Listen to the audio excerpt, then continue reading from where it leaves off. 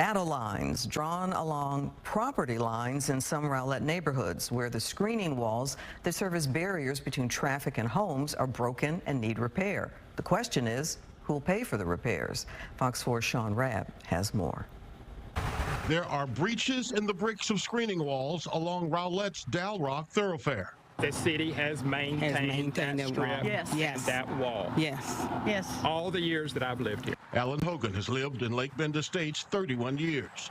The Rowlett residents say the city's always repaired the walls until about 2 years ago.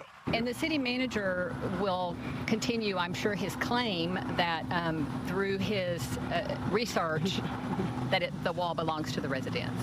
My concern is that I have 2 legal documents that prove I do not own the alley nor the wall behind my house. The walls in places down or completely gone.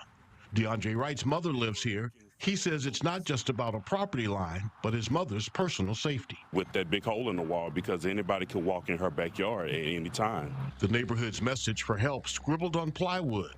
That, too, shows its age.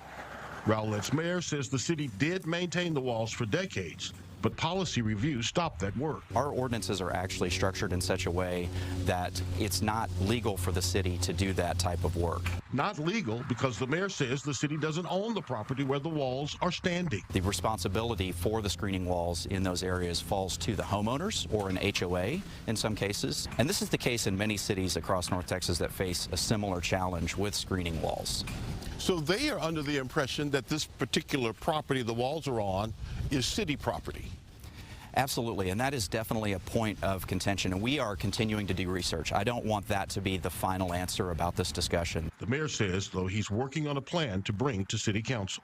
That ranges kind of across the spectrum of the city assuming responsibility or the city relegating that responsibility back to the residents. There are other plans, I think, that go along with this that lead to corridor beautification as a whole. What is it that you would like?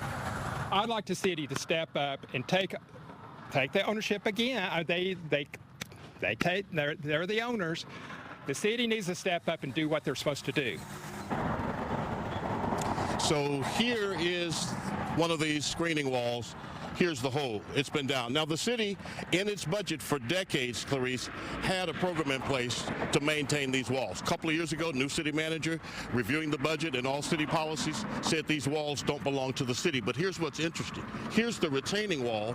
Here, I'm standing in the alley. Now, cities and municipalities typically own and are responsible for the alley.